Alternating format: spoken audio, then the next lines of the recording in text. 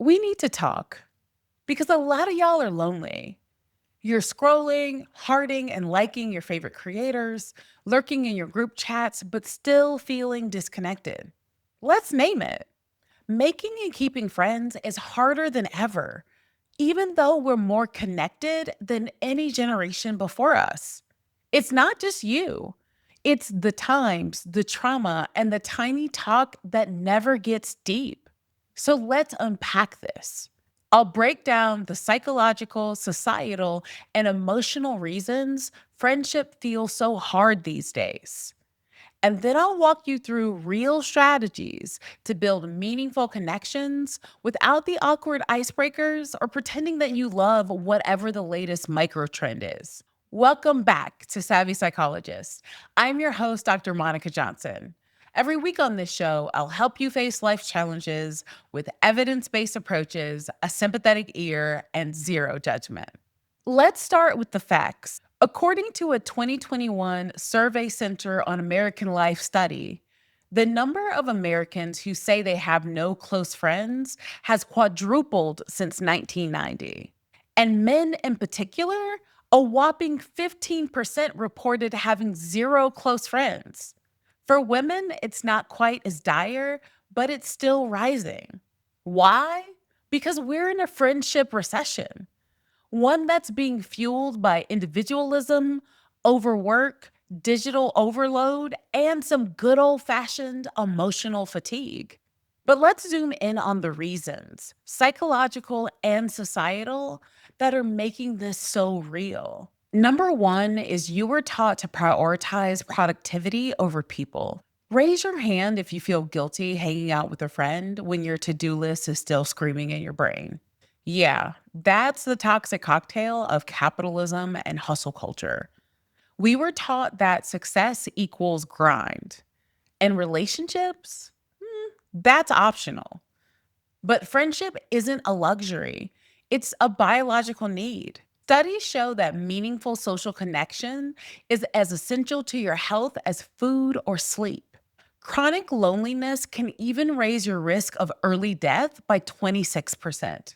But when the culture says you can rest when you're dead, it's no wonder we think catching up is something that belongs on your calendar invite once a year.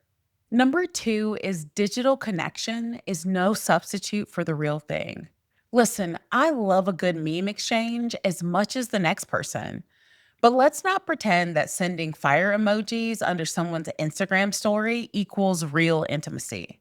Social media gives the illusion of closeness, but it often replaces the vulnerability and reciprocity that deep friendship requires with highlight reels and fluff. Instead of sharing our real struggles, we curate a feed of wins.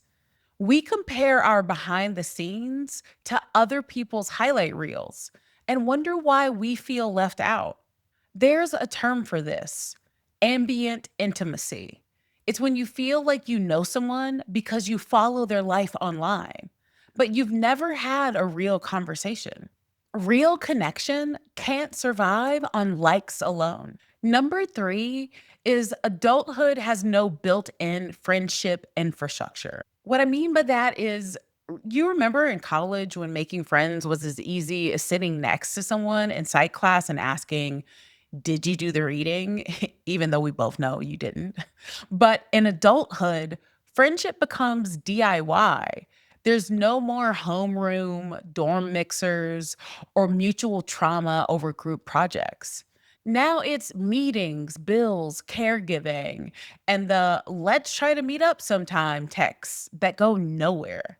And for my neurodivergent folks or anyone managing anxiety or depression, just coordinating a plan or even texting someone back can feel like climbing Mount Everest in flip flops.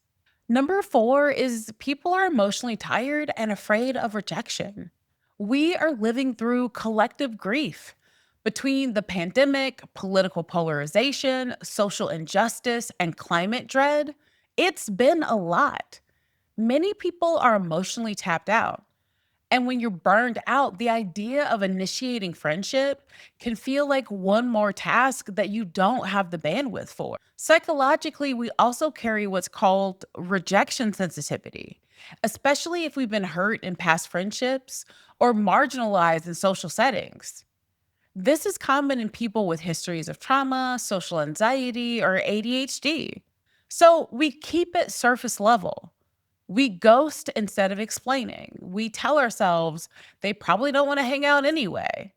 And just like that, we sabotage the very connection that we crave. Number five is that society prioritizes romantic love and undervalues platonic bonds. Let me say this louder for the folks in the back. Friendships matter just as much as romantic relationships, sometimes even more. But media, religion, and culture have trained us to center our lives around finding the one, leaving friendship as an afterthought. Even in therapy, we talk about breakups more than best friend fallouts, despite research showing that losing a close friend can be just as devastating as a romantic loss. We need to reframe friendship as a primary relationship and not a side dish. Now that we've discussed some of the factors that get in the way of making friends, let's switch gears. Here's how to get started with a few baby steps. Number one is to start with small, consistent contact. You don't need a 3 hour deep talk to begin a connection. Start with micro connections, like complimenting a coworker, DMing someone about their IG posts, or texting someone you haven't talked to in a while just to say that you've been thinking about them. Quite honestly, I recently bonded with someone over rocks. Yeah, you heard it, rocks. I have taken to going on walks, and if I see a rock I like for my garden, I pick it up. I was talking to someone the other day, and we both realized that we enjoyed gathering rocks and working in our garden. Number two is to create friendship rituals. We often think of rituals in romantic relationships, so like date nights or anniversaries, but they also work wonders in friendships too. Find one small thing you can do regularly with someone. So this can be a monthly potluck, a weekly walk, voice notes every Sunday, and commit to it. For example, I'm a horror movie fan, and a few of my best friends get together on Zoom once a month and we watch movies and talk smack. It's a good time, and we've been fairly consistent with this since the pandemic. Number three is to use mutual interests to break the ice. Joining groups or communities centered around shared interests gives you built in conversation starters. And yes, that also includes online communities if they're emotionally safe. But I'm also going to encourage you to go outside and meet people in real life. For example, you could join a local book club or hiking group. Even if you don't find your best friend immediately, you're building friendship muscles. You're showing up, being seen, and practicing connection. I've been connecting with a new gym community, and they recently invited me to a surprise party and a beer run that they're doing over the summer. Number four is to name your need out loud. This is vulnerable, but it can also be game changing. Let someone know that you're looking to build more connection. One of my oldest friends did this with me in college.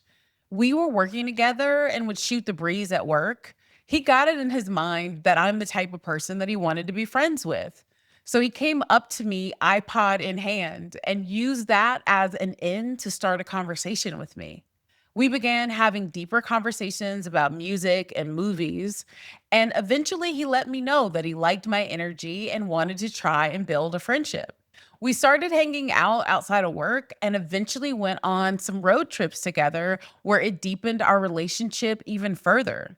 Shooting your shot isn't only for romantic relationships. Here's an example of a text you could send. I was just thinking about that summer we went to that terrible music festival that didn't have enough porta potties for everyone, and you acted as my lookout while I went to the bathroom in a bush. I remember how much you made me laugh. I miss you. Do you want to catch up sometime? Number six is to give it time and grace. Deep friendships don't happen overnight. They're built over time with consistency, care, and mutual investment. Not everyone you vibe with will become your forever friend, and that's okay. Friendships will have ups and downs as well, like any relationship. However, if you put the work in, you can have friendships that stand the test of time. It blows my mind all the time when I realize I've been friends with someone for 20 years. If you're feeling lonely, struggling to make or keep friends, or wondering if something's wrong with you, there's probably not. It's legitimately hard, and aspects of our daily living make it even more difficult. But all of this can change with consistent effort and patience. So please text that person, go to that meetup, share a small detail about yourself instead of being quiet. Some of the greatest stories in life start with a smile, a hello, and a question about who is your favorite member of that K pop band.